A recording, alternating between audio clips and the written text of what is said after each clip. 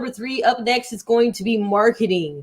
Marketing, quarter number three. And first on deck, we got our boy P-Rok up in the building. What's up, P-Rok? Hey, what's going on? What's the frequency, everybody? Now look, P-Rok, right off the rip, I want to talk a little bit about branding yourself and Okay, right off the bat, you got Groundwork TV. So come when on, we're baby. looking at branding, you are a brand. You walk around branding right off the bat. So let's get into branding and how important branding yourself and your product, your company is in today's age. Man, this is a great topic. Me personally, I always had temporarily never wanted to brand only because I just wasn't thinking of it at the time. But today's generation is a generation of perception. They just want to see it. And I realize if you don't show the world what you're actually doing, you can't charge the prices that you actually deserve. So it's very important. And I learned from Chris. Chris always says, like, listen, man, you got to put yourself out there. There's no secrets, There's no secrets. There's no, listen, there's no secrets at all. And people always look at me like, yo, you're a master trainer, you're a master teacher.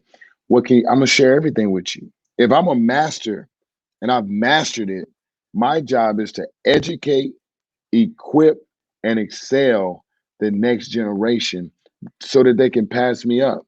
One thing the other night I was watching on TVP, I seen where they were talking about Dwayne and Jimmy and how Jimmy's breaking records and everything like that. And then they switched over and was talking about the young guy from Georgia that plays in Minnesota, Anthony Edwards. And Yes, sir. Dwayne Wade put it so simple. He said, records are set and meant to be broken. I think when you look at that alone, that's a complete separator. So that's why there's no secrets. Now, looking at what you're doing, because you're in the training industry, how important is even the mental mindset, preparing the mental and getting it ready? How important is that? Man, I feel like it's very important and it's underrated. Learning and with my experience in training, I've trained some players that were really, really, really good, but they just didn't believe it. And I feel like, the belief system of a player is everything. Like I grew up in New York City and I would go to the park and there'd be certain guys they never worked on their game, but they truly believe like, they'd be like, yo, this is game right here. Or they just get a bucket because they believe that. And I feel like the mental work is so important because now we can tap into just if a player is playing present or if a player is playing in the past. We got some players that can miss a shot or they got a turnover and we in the third quarter. That happened in the first quarter. We in the third quarter right now. Why you still thinking? So they out the game. They still can't focus and tap into that present moment and just play with the programs that they know they can play with. So the mental part of it is amazing. And also when you talk about your five pillars and everybody tap into Chris's book about the EQ, the emotional. You got guys that I can take if I'm a coach and I know that emotionally you're not checking off that box. I can sub one of my guys in, say, hey, I just want you to rattle him up real quick. Just this is your best player. I want you to rattle him up. And now, boom, he's mentally gone because I just rattled you up real quick. Like, hey, man, you suck. You ain't want to make no shot. Now you can't even focus because you worry about what I just said. That's true, man. I know you was talking about the five pillars of success. I mean, when you check out my book, you're going to read about the five pillars of success. And one of those pillars is emotional IQ. So you got to be emotionally in check, and a lot of people don't have emotional intelligence. And that's one of the things that I did, P-Rok, when I was a graduate assistant coaching, is I went and got my master's degree in counseling.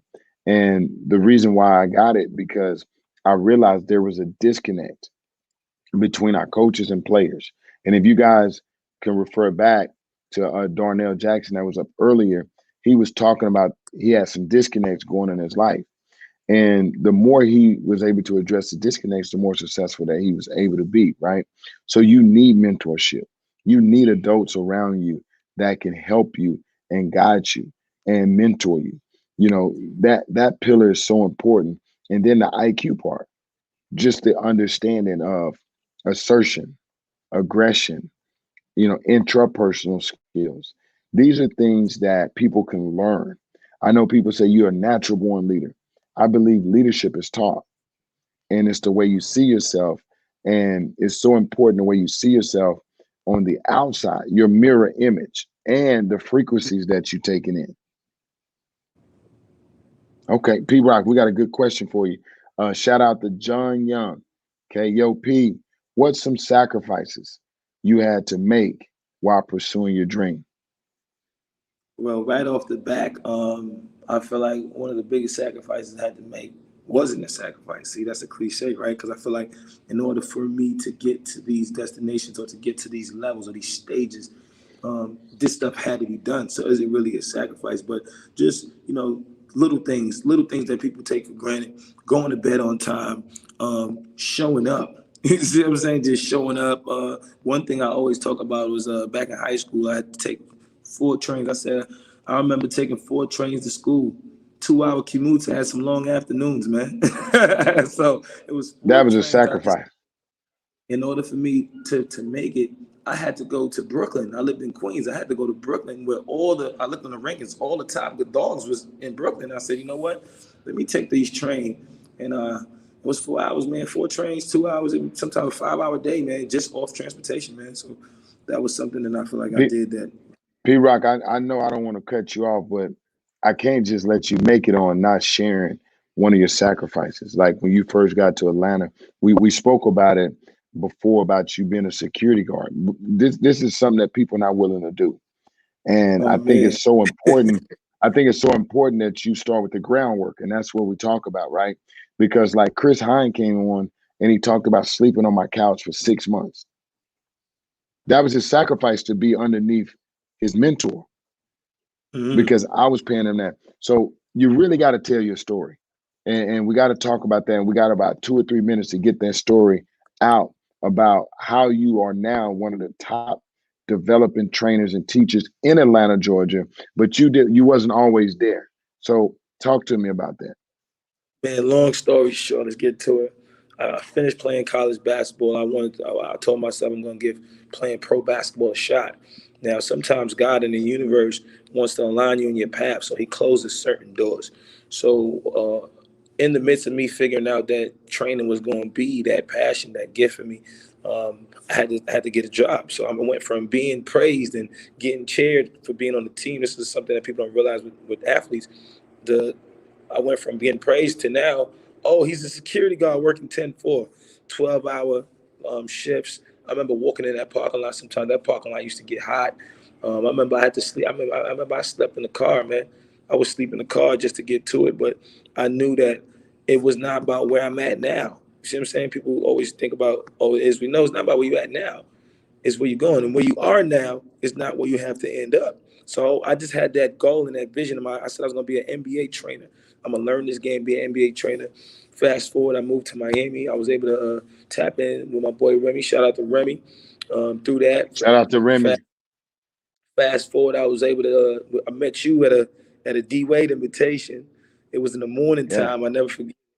I looked to my left. I mean, you might have been doing what you was stretching, getting ready, but I was just going. I didn't really know who you was. I was just going. I'm just going. You was like, yo, yo. Fast forward, we connected. You gave me a chance to tap in. 2019, Kenny, your gym learned some stuff. So one of the biggest things is to know nothing is to know everything. And I'm gonna say that again. To know nothing is to know everything. So that means if I come in with a full cup, how can anybody pour into me? Hmm. So now, I'm blessed. I got my own business. I'm not working security anymore, man. It's a blessing, man. So anybody out there listening on this live right now in this third quarter as it come to an end, you believe in yourself, man. You believe in yourself. Absolutely.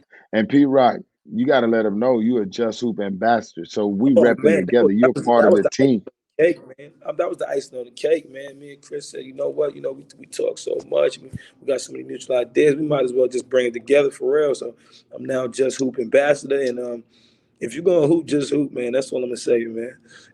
You're not ready for Hey, the dude. start. Hey, you're not ready for that. Do hey, you got to go ahead and spit a bar then with that Just Hoop, Just Hoop.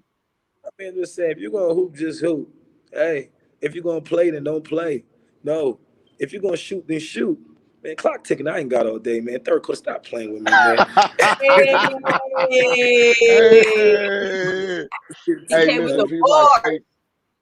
P-Rok, stay backstage because we do got questions over here that people are asking. I see Okay. over here right now that people want to know, how do you help with a struggling person with the mental side? They're having problems right now, so we want to make sure we provide that for them. And I think you're the perfect guy to ask. Man, let's get to them right here, man. Let's keep it going. Let's go.